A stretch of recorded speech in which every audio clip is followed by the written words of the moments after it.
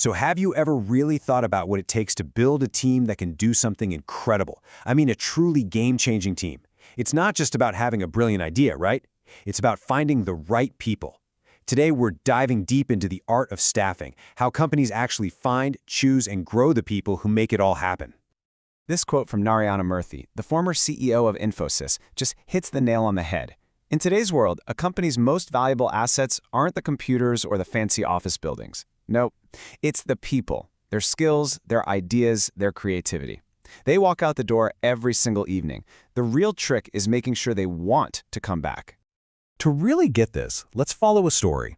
Meet Maria. She's a manager at a cool startup called Innovate Inc. They've just landed a groundbreaking new project, which is awesome. The only problem? She can't do it alone. Maria needs to build her dream team, and honestly, she needed them yesterday.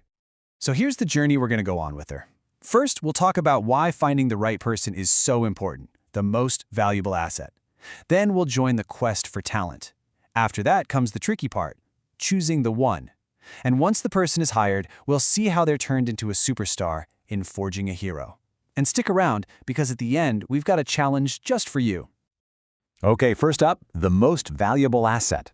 Here's the bottom line. No organization can succeed without good people. It's that simple.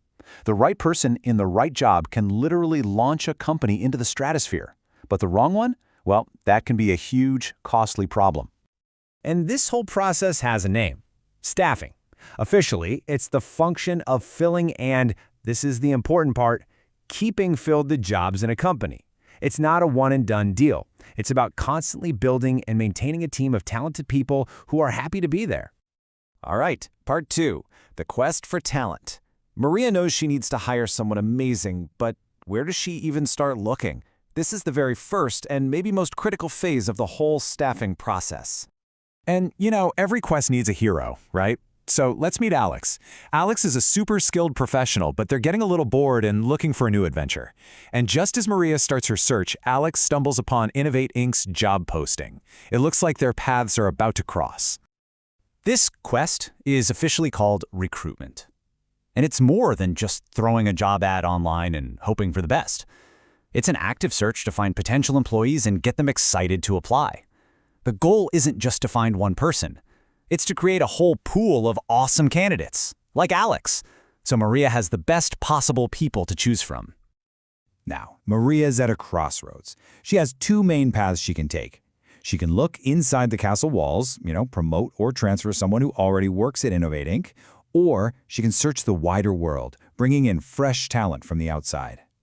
If Maria decides to look outside, she's got a ton of options. She could use online job sites, which is exactly how Alex found the post, or she could go to college campuses, hire a recruiting agency, or even use one of the most powerful tools out there, asking her current employees for recommendations. And this leads to a huge strategic question that every manager has to ask. Which way is better? Do you promote from within, or do you hire from the outside? There are some major pros and cons to both. Let's break it down. Looking inside is usually cheaper, and it's a fantastic way to motivate your current team. But you risk getting stuck in your ways with no new ideas. On the other hand, hiring externally brings in fresh perspectives and gives you more choices, but it takes longer, costs more, and it might upset existing employees who wanted that job. It's a really tough call for Maria. Okay, moving on to part 3, choosing the one. So Maria has her pool of candidates. Now, for the hard part, picking the absolute best person. And for our applicant, Alex, this means they're about to face a series of trials, a kind of gauntlet to prove they've got what it takes. This stage is called selection.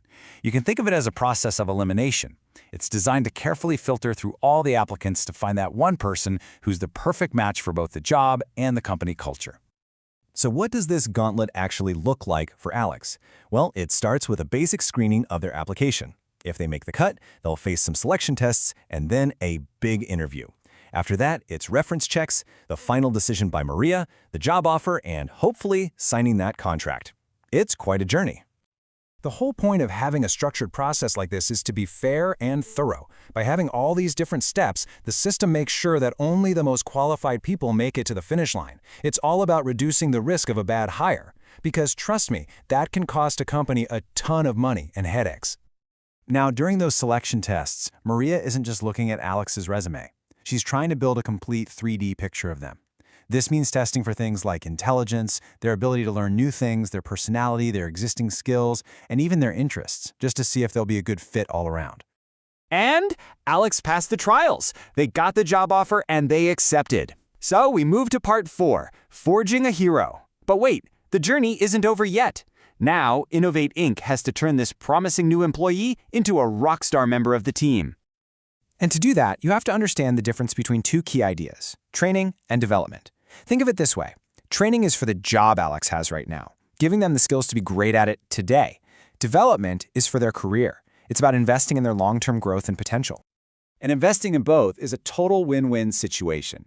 For Innovate Inc., it means more productivity and a pipeline of future leaders. For Alex, it means better skills, a better career, more earning potential, and just being happier at work. This is how you make sure those valuable assets come back every morning. This learning can happen in two main ways. There's on-the-job training, which is basically learning while you're doing the actual work, like an apprenticeship or getting coached by Maria. Then there's off-the-job training, which is learning before you do the work, like in a classroom or a simulation. This is really useful for complicated or risky jobs. Which brings us to our final section, the epilogue.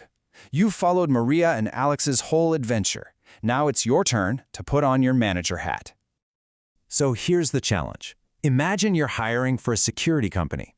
The #1 most important thing is reliability. You absolutely cannot hire someone you don't trust. Looking back at that selection gauntlet, which steps would you focus on the most? If this were Maria's problem, she'd know exactly what to do. She would put a huge emphasis on reference and background checks to make sure a candidate's story checks out. And she'd use special personality tests to look for traits like honesty and integrity. It just goes to show how you can adapt the process for different needs. So that leaves one final question for you. How would you build your dream team?